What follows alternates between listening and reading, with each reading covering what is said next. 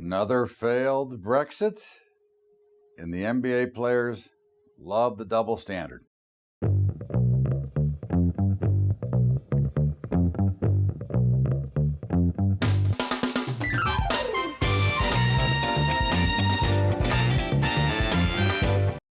What's up, everybody? Welcome aboard to Bubba's Bottom Line for Sunday, October the 20th. It is Sunday, and of course, a lot of things going on. And of course, yesterday, the big Brexit vote that never appeared. Okay, and again, I don't know how that will affect the markets this week. I mean, I do remember trading through the last one, but I don't know how this is going to affect everything. I'm wondering what happened to the hard Brexit. I wonder why Boris Johnson took the vote to the floor, so to speak, if he didn't have the votes. Again, obviously a lot of things going on. I mean, what happened just to the hard Brexit and getting the hell out of there? So we'll see. We'll see how it affects markets overall. I don't know. Again, I don't really have a clue at this moment. I mean, I can't give you an answer of how I think it's going to affect because, the markets are efficient enough. And that might have been the reason for the late day sell-off on Friday, that maybe the markets were getting wind of it. We'll see tonight how it plays out. In the meantime, just another failed attempt at getting out of there. But I think there's a lot of things going on now as some of the ex-CIA analysts and agents start to lawyer up as Barr goes deeper into Russiagate. I think we're going to find out there was a lot of people that were very dirty throughout all those phony investigations, and I think that the dirtiest of all is probably the one who is calling Tulsi Gabbard a Russian. What do they call her? I just lost my train of thought, but a Russian, not a spy, but a property. Whatever the words are, they're having quite the Twitter battle. Of course, our great ex-first lady, who destroyed more young women to keep her husband in office and to keep their mouth shut. Again, there's numbers after numbers after numbers of what she has done. But in the meantime, there she is sitting pretty and having a grand old time. And maybe she'll show up to go into the election now that we've seen what a mess the debates have been and what issues have been brought up and just really how far these people are willing to go with a bunch of bull. I mean, again, I'm not a big fan of either political party, but right now we are focusing on those that have been in this recent debates because it's brutal. Okay, the things they say are brutal. The things they promise are more brutal. And of course, they want to tax the wealthy. Now, do we all know what happens when they tax the wealthy? Okay, do we know what the status is when they do tax the wealthy? Okay, the next is you. Okay, they can start with the wealthy with their usual bull, okay, and say that we want to tax the upper 1%, okay, and then all of a sudden it's the upper 2%. Before you know it, we're all paying the ridiculous tax. Don't we pay enough taxes in this country already? I mean, isn't it enough that maybe they should learn how to quit spending so much and making so many false promises? Maybe they should say that Social Security, the biggest Ponzi scheme ever, okay, the government borrows the money from Social Security and doesn't replace it. And of course, now that people are living much longer, there ain't no money, okay? I mean, obviously, I've paid the maximum for 40 years. Okay, and believe me, the day I'm eligible, I'm taking it. I don't care if I donate it to a charity, but I'm taking it from them. But at the end of the day, shouldn't they just make the retirement age now 80? Okay, shouldn't the retirement age be 1 or 2 years above where the expected lifespan is? So that we at least, if they're going to be allowed to continue to run this Ponzi scheme, that it at least goes past, okay, the average living age, which was the original intention. Okay, when it was originally made. Okay, 65 was 2 years past the average living age. But of course, that would be too hard and they'd lose too many votes, right? And this is the problem with the system on both sides of the aisle. This has nothing to do with the left or right issue. This is, them doing what they do to keep getting their votes. And of course, we go from one Ponzi scheme to the next, which is the Federal Reserve, which is, I don't know. I mean, it is the biggest Ponzi scheme ever. Okay, they continue to borrow money on old debt to pay. They borrow money, print money, pay old debt, and create new debt. I mean, in the meantime, okay, here we are, and they're making all these adjustments, and we have the non-QE, okay, the new bond buying program, which is not a QE program, supposedly, okay, and of course, why are all central banks basically not in a panic, but in an urgent state, okay? Why are we in so urgency to make these ridiculous changes to interest rates, to governments, to all the money standards? I mean, does that not indicate that there's a problem? Now, again, we continue to believe that we are in the very early stages of a recession. And I believe that the ridiculous actions by the Federal Reserve are showing us just that we aren't as strong as we think we are. And we do have troubles coming up. And the banks are not as liquid as they're supposed to be. Okay. Again, I have said this forever, that I don't believe that the banks have the necessary capital in reserve that they're supposed to have. Okay. Now, again, this goes back to when they used to put fake gold. They used to put gold on top of a pile of crap, and it looked like, you got enough to cover the assets. Again, I think that there's a lot of trouble with the banks. I think that they're well over leveraged. As we've said many times, they may not be lending to the average guy on the street, but they're certainly buying as many loans as they can. They're certainly creating the same CDOs and things that they were making. So again, are we going to sit back once again and let this happen throughout the Ponzi scheme? Because all Ponzi schemes eventually collapse. Okay, so how far do you think the Fed can push it? Now, they finally did get their wish in forcing down the dollar, and we'll talk about that more in the markets. But of course, the dollar did have a disastrous week. Well, disaster is a state of mind, but it did have a pretty rough week. But again, we are now in this stage of we all get so excited, and we talked about this last earnings season, that companies are beating earnings. Okay. But they're beating earnings that are ridiculous. Okay, they're basically can step over the bar and maybe not even have to step to get the bar that's being set for these companies. So as we rah and cheer on that they're not going to have such an earnings disaster as predicted, we're not looking at the numbers. And again, it's like the old sleight of hand deal here. Let's pretend and tell them how well we're doing, and let's show it by lowering the bar so much that everything's great, we're killing it, okay? But again, you're starting to see even some subtle changes in the job market. You've got manufacturing slowing.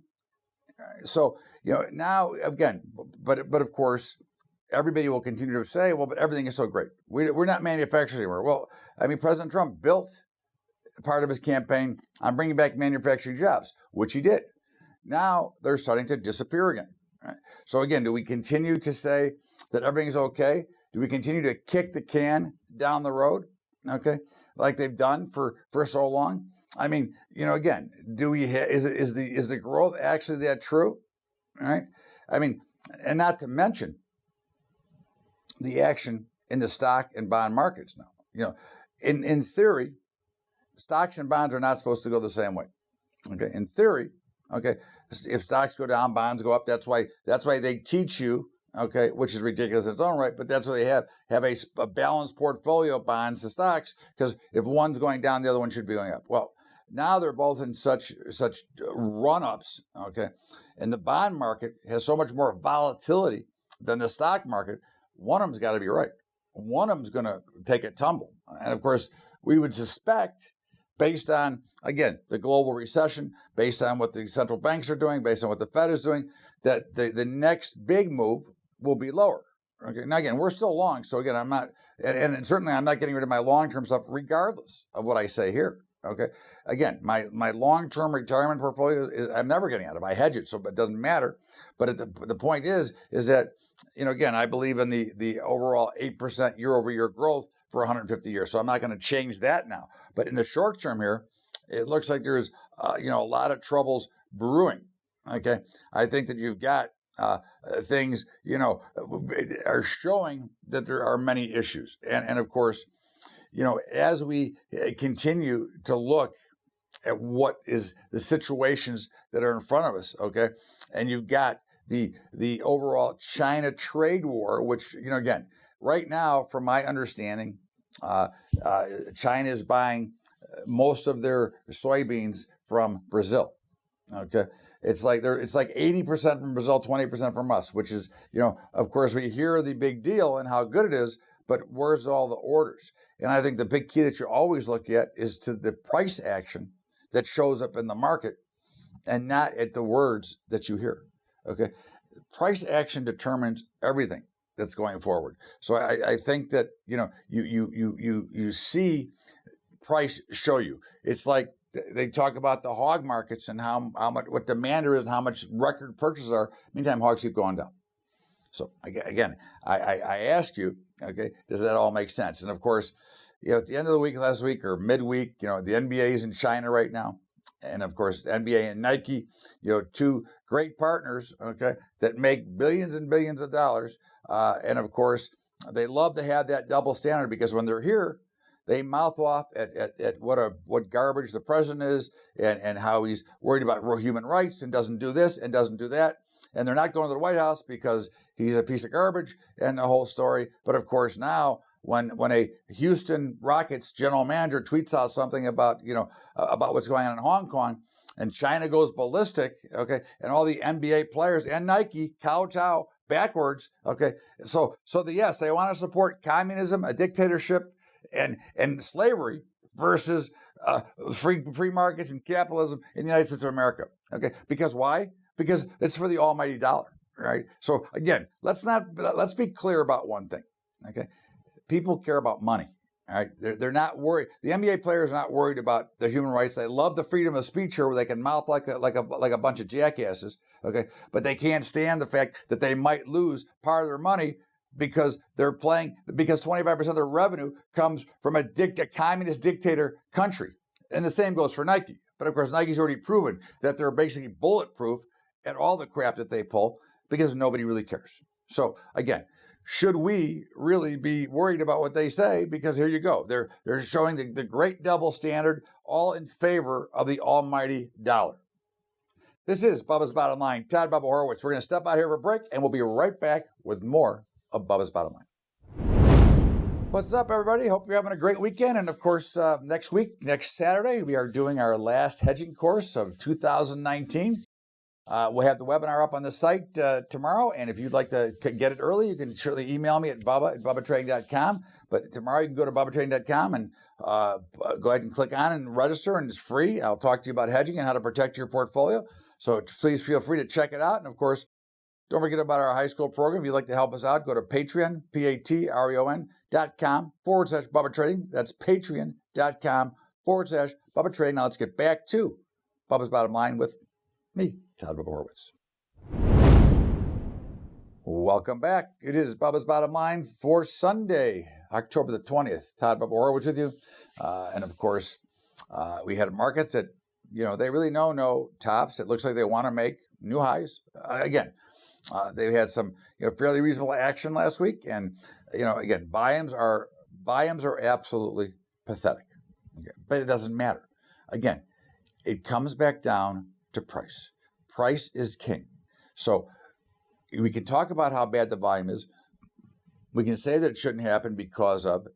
But at the end of the day, when the markets close, there's the price. The markets are always right.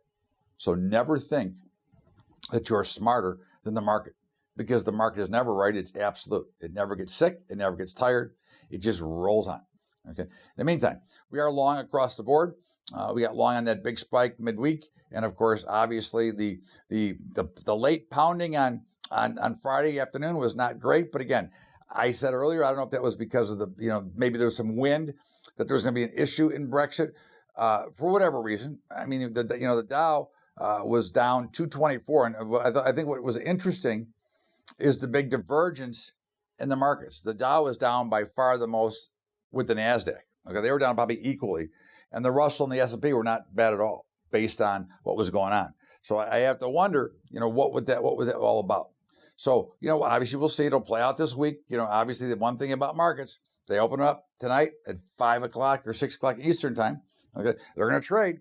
So we're going to get an idea what the markets are seeking. But in the meantime, we are long. Okay, we're looking. I mean, I personally suspect that we'll test the new highs. I don't think they're going to hold. I personally believe that the longer term here is there's going to be a much bigger meltdown. But again, it doesn't mean that we cannot capitalize from a rally here, which is why we're long, and because that's what the mechanical systems that we use, that's what our algorithm says, is to be long at the moment. So we will continue to remain and keep that position. Oil, crude, continues to chop around. Okay, after going down 10 days in a row, it is now in this balanced bouncing consolidation, which only indicates to me that it's going lower. And of course, we would expect to see oil, which we have said since it was in the 60s, we would expect it to be in the 40s at some point. And I think the 40s are coming sooner than later. I think there's a lot of reasons to believe. You can talk about growth, you can talk about the China deal, you can talk about it all, but the bottom line is way too much supply. Okay, economy slowing should bring oil prices significantly lower once again. So we will be looking, and we are short, and we'll be looking for the next breakdown. And of course, as the gold bugs continue to get pissed off at every time I write for Kitco and say that I think we're going lower, everyone's telling me how full of crap I am. But in the meantime, last week we gave you 1510 as a level, could never get above that 1510 and hold it. This week we're telling you 1500. We're staying short. Okay, to me, look, I think that you should own gold, and an investor shouldn't even look at it. Okay, but if you're trading it, to me, we're going down. We got 1480, 1460, and then 1440. But first, we got to get this through 1480. So the next target is 1480, and then if it gets through there, we'll be looking at 1460. But again, we're short. We're looking for it to go lower, and I think that and silver are both headed down. Now, again, silver's obviously a little bit of a different animal because it has consolidated more than trended lower recently.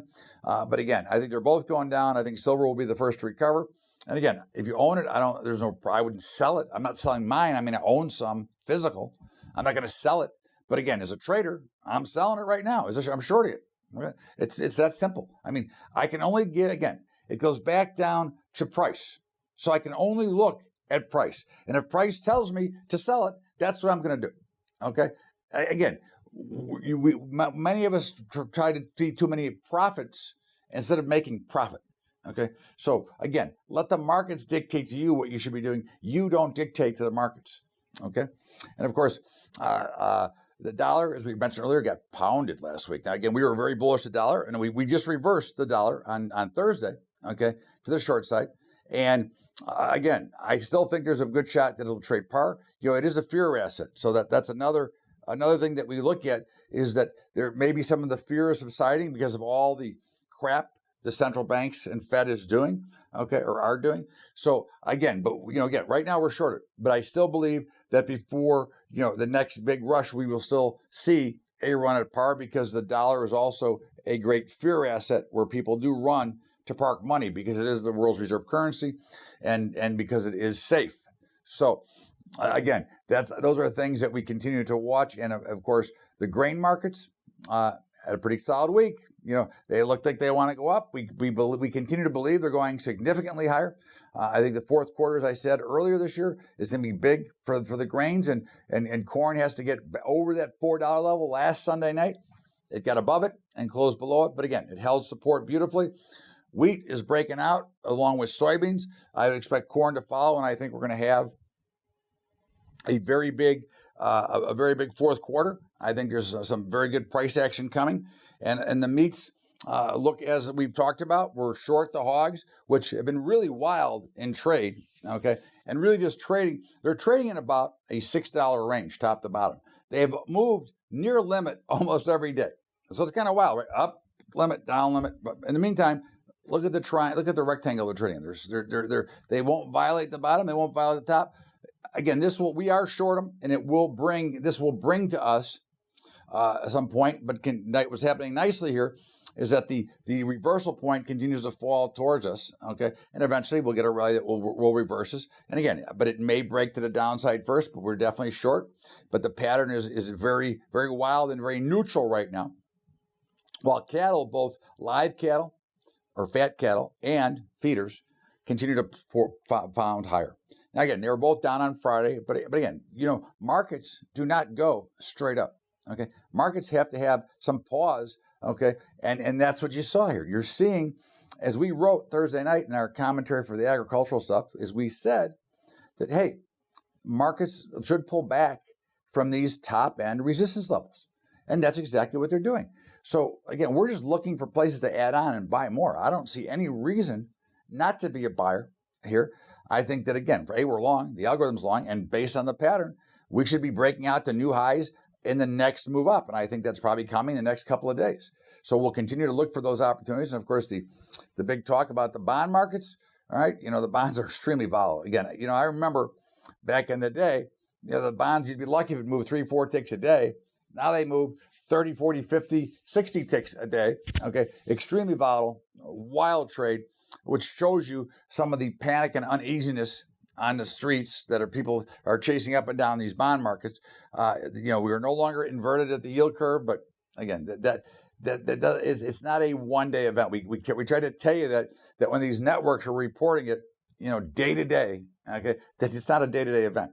And I assure you that it will more than likely invert again, because again, I do say, and I stand by, that we are still in the very early stages of a recession here. So I think we've got the start of earnings season here.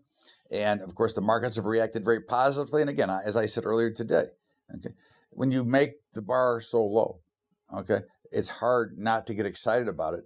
And when you combine that with,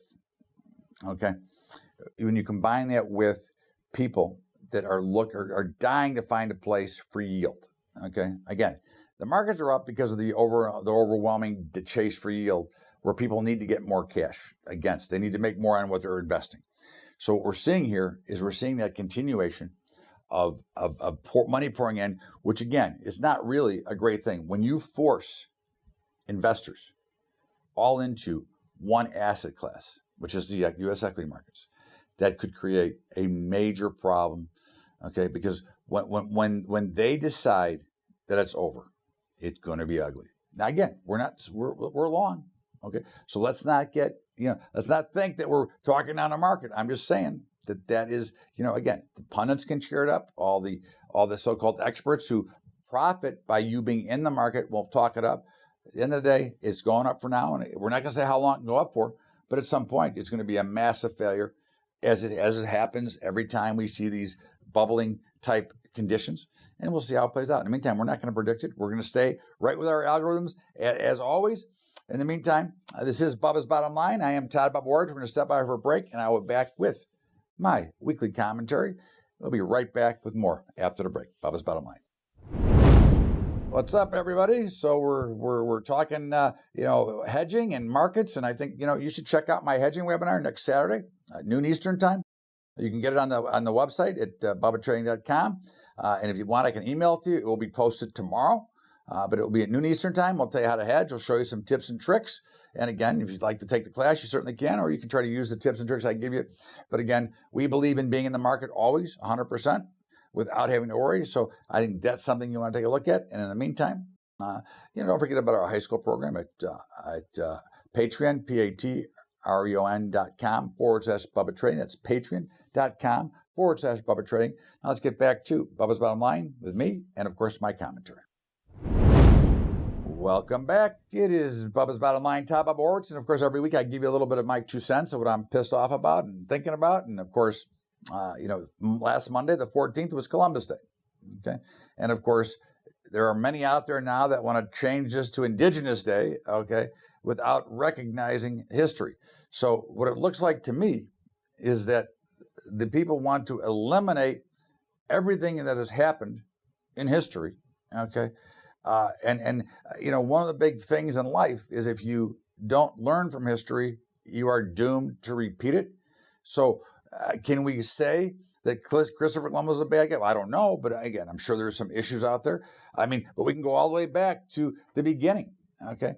But so what they want to say is there was never any hatred to anybody. There was never any problems anywhere. There wasn't any slavery. Women always had the right to vote. Women always had equal rights, okay? So they wanted to destroy all the history of this country that we've learned from for these years. again, it is not perfect here. We have a lot of hatred in this country still. Okay.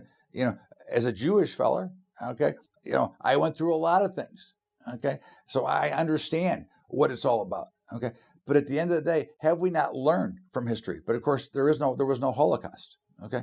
There was never any problems. Everything has always been perfect. So let's eliminate all of history because it's not important. It's not important to learn how not to repeat the same mistakes. But are we not repeating many of them right now with the hatred that goes on? If you wear a mega hat, I mean, is this not the same thing? But of course, we refuse to learn from history. We want to try to change it and pretend that it doesn't exist.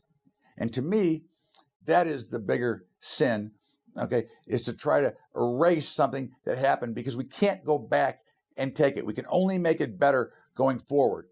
But of course, those who want to make it Indigenous Day, it should be somewhere else because the United States of America was born, it's grown, it's improved, we've gotten better with everything, okay? And we've come a long way, baby. And I think we will continue to come. But of course, all this hatred involved and all this trying to manipulate history is only throwing the big monkey wrench into it and causing a lot more problems than we should be having. We should be prospering and moving forward, not worried about what happened 200 years ago. This is Bubba's Bottom Line, Todd Bubba Horowitz. And of course, it's Sunday, football Sunday. And of course, the big game. How about that Yankee game? I said, what a bad break for them. But in the meantime, football Sunday, and of course, it's the Philadelphia Dallas, the Eagles versus the Cowboys. And of course, the Cowboys are favored by 3.5. We're going to take a small play on the Eagles. Okay, Dallas has just looked so bad and so awful. Again, small play, just because. And of course, we had our winner on Thursday. So we'll be back tomorrow with Bubba's Daily Update. In the meantime, have a great day, everybody. Thanks so much. We will see you back here tomorrow with Bubba's Daily Update. Have a great weekend. We'll see you later.